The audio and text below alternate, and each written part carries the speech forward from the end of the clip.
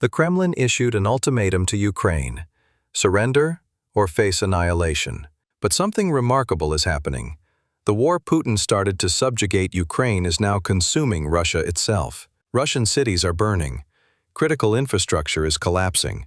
And for the first time since World War II, the Kremlin is scrambling to defend its own territory, not from external invasion, but from the consequences of its own aggression.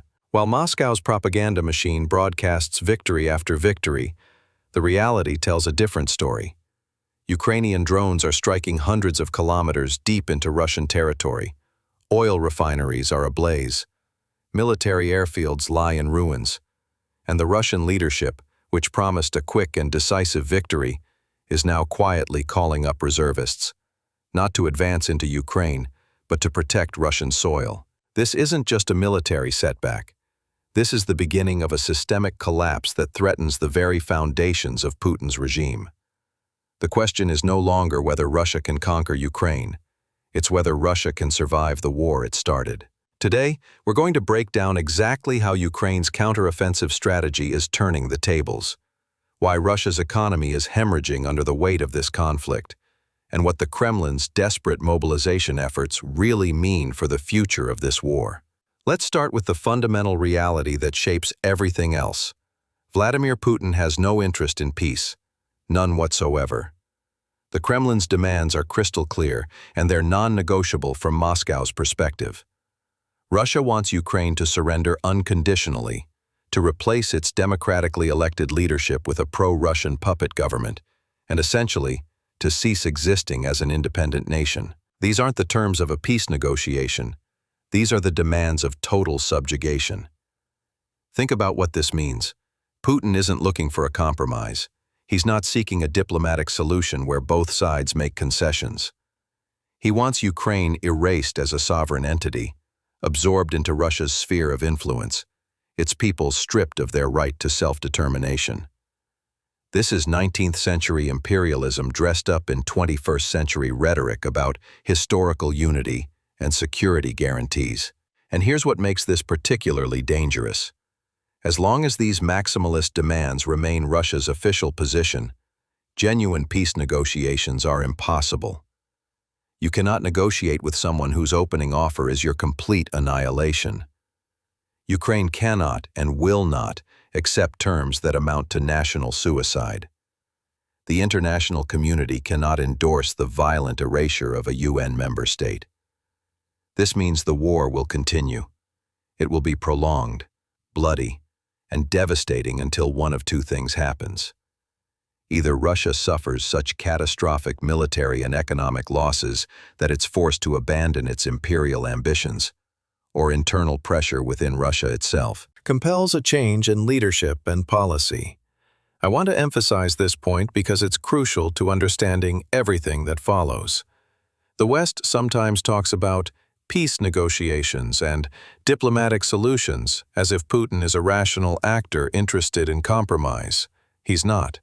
His actions have demonstrated repeatedly that he views negotiation as weakness and compromise as betrayal. The only language the Kremlin understands is strength, consequences, and undeniable reality. Which brings us to the second critical element of Russia's behavior: its increasingly aggressive and reckless actions that threaten to expand this conflict far beyond Ukraine's borders. Russian drones and missiles don't respect borders.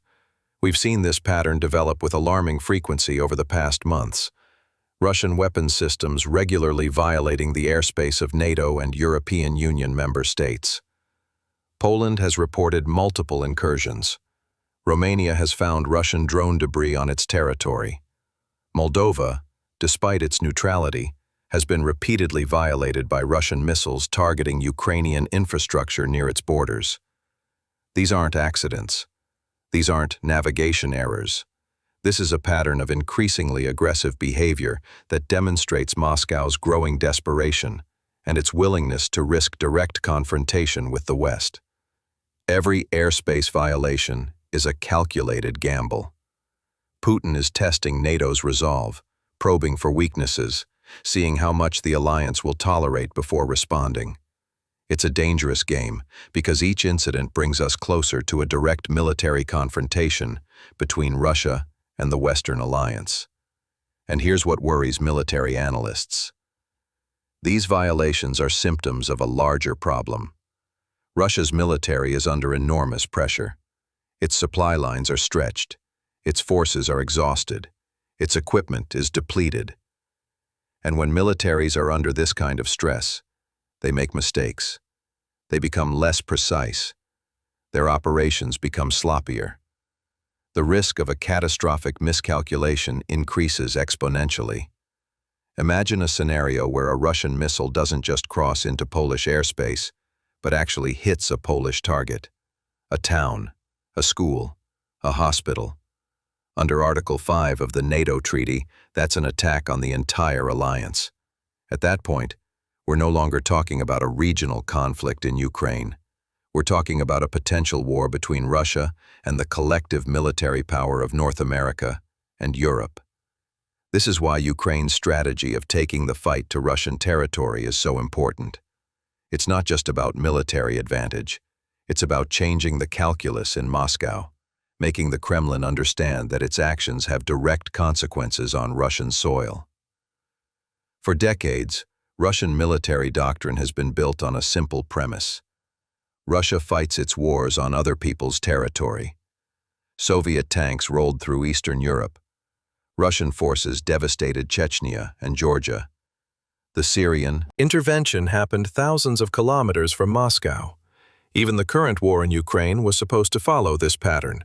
Russian forces would occupy Ukrainian land, Ukrainian cities would burn, and Russian citizens would watch from safety.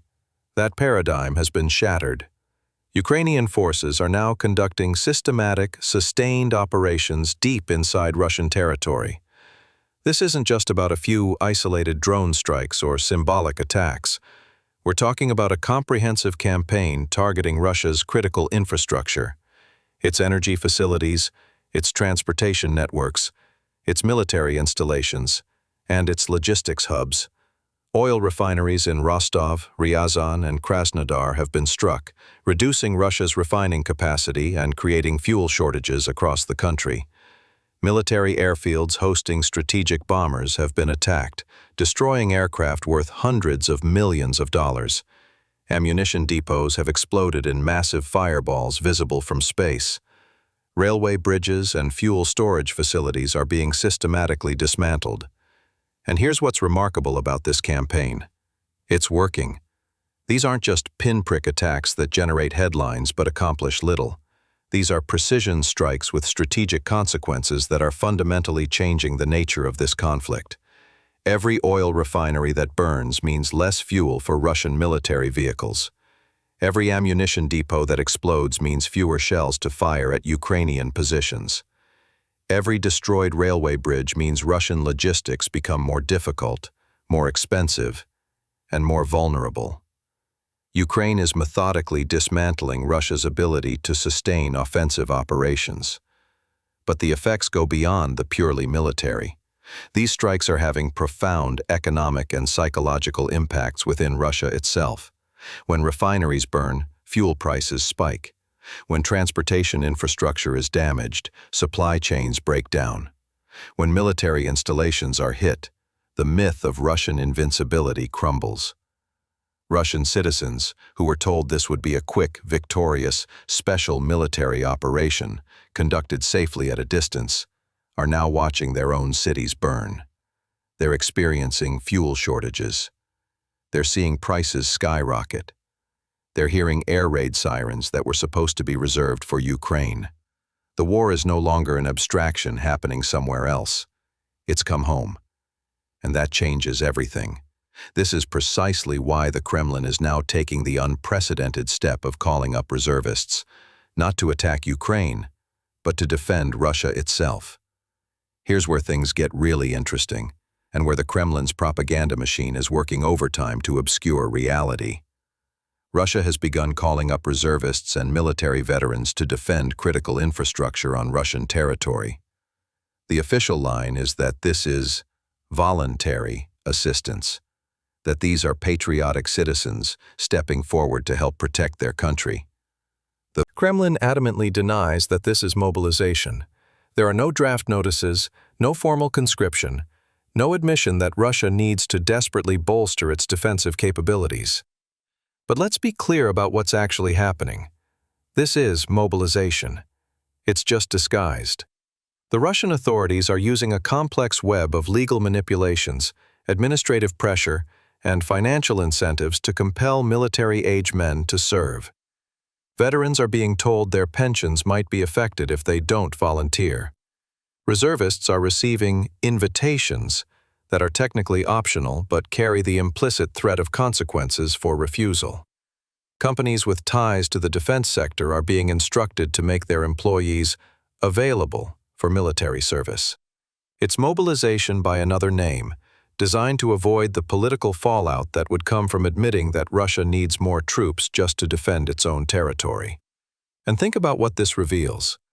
When Russia invaded Ukraine in February 2022, the narrative was that Russia's military was so powerful, so overwhelming, that Ukraine would collapse in days. Russian tanks would roll into Kiev. The Ukrainian government would flee. The war would be over before Western aid could even arrive. Now, 2.5 years later, Russia is calling up reservists to defend Russian oil refineries and Russian power plants from Ukrainian attacks. The aggressor has become the defender. The invader is protecting his own borders. The country that started this war to expand its territory is now struggling to protect what it already has. This is a stunning reversal, and it exposes the fundamental weakness of Russia's position. But it also reveals something about the Kremlin's strategy, or perhaps its desperation. By refusing to officially declare mobilization, Putin is trying to maintain the fiction that everything is going according to plan. He's trying to avoid the social unrest that a formal mobilization would provoke. Russians remember what happened in September 2022, when the partial mobilization sparked protests, led to hundreds of thousands of men fleeing the country, and created a massive political crisis for the regime. So instead, the Kremlin is pursuing covert mobilization, slowly expanding the number of men under arms without admitting that it's necessary. It's a sign of weakness, masquerading as clever strategy. And it's not sustainable. Because here's the reality. If Russia needs reservists to defend its own territory, it doesn't have enough troops to maintain offensive operations in Ukraine. Every soldier assigned to guard an oil refinery in Rostov is a soldier who can't be deployed to the front lines in Donetsk. Every unit repositioned to defend Russian cities is a unit withdrawn from Ukrainian territory. Ukraine's strategy is forcing Russia to make impossible choices: defend the homeland or continue the offensive. And Russia doesn't have the manpower to do both effectively. Let's talk about money. Because while military strategy and territorial control dominate the headlines, this war will ultimately be decided by economics. And the economic picture for Russia is increasingly dire. The war is hemorrhaging Russia's economy at an unsustainable rate. The Russian government is spending enormous sums. Estimates suggest over $100 billion annually, on military operations, weapons procurement, soldier salaries, and compensation for casualties. That's roughly a third of Russia's entire federal budget dedicated to a single conflict. Where does that money come from? In theory, from Russia's oil and gas revenues. But here's the problem. International sanctions have significantly reduced Russia's income from energy exports. European countries, which used to be Russia's largest customers, have drastically cut their purchases of Russian energy. The G7 price cap on Russian oil has forced Moscow to sell at discounts to countries like India and China. And the damage to Russian refineries from Ukrainian strikes means less refined product available for export. So Russia is spending more while earning less. That's the definition of an unsustainable economic model. And we're already seeing the consequences. Inflation in Russia is officially around 9%. But independent analysts suggest the real figure is much higher, particularly for food and consumer goods. The ruble has been volatile, experiencing significant devaluations that make imports more expensive. Interest rates have been raised to levels that strangle economic growth. The Russian central bank is burning through its foreign currency reserves to prop up the economy. Meanwhile, ordinary Russians are feeling the squeeze. Fuel shortages are creating long lines at gas stations in some regions. Food prices are rising faster than wages. Consumer goods that depend on imports are becoming scarce or unaffordable. The quality of life for average Russian citizens is deteriorating, even as the government claims the economy is resilient. And it gets worse. Russia's economy is becoming increasingly militarized and isolated. Resources that should be invested in civilian infrastructure, healthcare, education, and social services are being diverted to weapons production. The brain drain continues as skilled professionals leave the country. Foreign investment has collapsed. Russia is being cut off from global supply chains for advanced technology. This isn't just a temporary wartime adjustment. This is structural damage that will take decades to repair, if it can be repaired at all. The Soviet Union collapsed in part because it couldn't sustain the economic burden of military competition with the West. The Afghanistan war, the arms race, the inefficiency of the command economy. These factors combined to bankrupt the Soviet system. Putin, who supposedly learned lessons from the Soviet collapse, is repeating the same mistakes on an accelerated timeline. And here's what history teaches us. Authoritarian regimes can suppress dissent for a long time, but they can't suppress economic reality. When people can't afford food, when their savings are worthless, when their futures look increasingly bleak, that's when the foundations of authoritarian power begin to crack. We're not there yet. Putin's security apparatus is still firmly in control, but the economic pressure is building, and every month this war continues, that pressure increases. The social contract between the Putin regime and the Russian people has always been simple. You give up political freedom, and in exchange you get stability and improving living standards. That contract is breaking down. Stability is gone. There's war, mobilization, and terror attacks. Living standards are declining. At some point, people start asking, what exactly are we getting from this government? That's the question that topples regimes. We've reached the central paradox of this entire conflict, the bitter irony that will define Putin's legacy and possibly determine Russia's future. The war that was supposed to expand Russian power is instead destroying Russia itself. Putin launched this invasion with grand ambitions. He wanted to restore Russian greatness, to rebuild the empire, to demonstrate that Russia was a great power that could dictate terms to its neighbors and challenge Western dominance. He believed that Ukraine would fall quickly, that the West would complain but ultimately do nothing, and that Russia would emerge strengthened and emboldened. None of that has happened. Instead, Ukraine has fought with extraordinary courage and effectiveness. The West has provided massive military and economic support, and Russia has found itself trapped in a grinding war of attrition that it's losing on every metric that matters. The territorial gains Russia made in the early weeks of the invasion have been reversed or stalemated. The Russian military, which was supposed to be one of the world's most fearsome fighting forces, has been exposed as corrupt, poorly led, and technologically inferior. Russia's international reputation has been shattered. It's now seen as a pariah state, a rogue actor that threatens global stability. And most importantly, the war is destroying Russia from within. The casualties are staggering.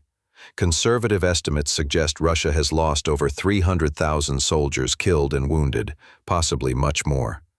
Every one of those casualties is a son, a father, a brother, a family devastated, a community traumatized. In many rural regions, entire generations of young men have been decimated. The demographic impact will be felt for decades. The economic damage, as we've discussed, is catastrophic and accelerating. But beyond the statistics and the economic indicators, there's a deeper corrosion happening. Russian society is being militarized and brutalized. Normal social bonds are fraying. Trust in institutions is collapsing. The space for dissent has been completely eliminated. Russia is becoming a police state in ways that would have shocked even Soviet citizens. And here's what the Kremlin can't control. Ukrainians are now bringing the war to Russian territory in ways that make every Russian citizen feel vulnerable. When drones strike Moscow, when refineries explode in Tatarstan, when Ukrainian forces cross the border into Kursk Oblast, these events shatter the illusion that ordinary Russians can remain safe while their military wages war abroad. The psychological impact cannot be overstated. For the first time in generations, Russians are experiencing what it means to be at war, not as distant observers but as targets. The sirens, the explosions, the casualties, the disruption, these are things that were supposed to happen to Ukrainians, not to Russians. But Ukraine has made a strategic decision to ensure that Russian citizens understand there are consequences for their government's actions. This is creating a crisis of legitimacy for the Putin regime. The government's primary justification for authoritarian rule has always been that it provides security and stability. But when Russian cities are burning and Russian citizens are being evacuated from border regions under Ukrainian attack, where's the security? Where's the stability? Putin started this war believing it would strengthen his hold on power and cement his legacy as the leader who restored Russian greatness.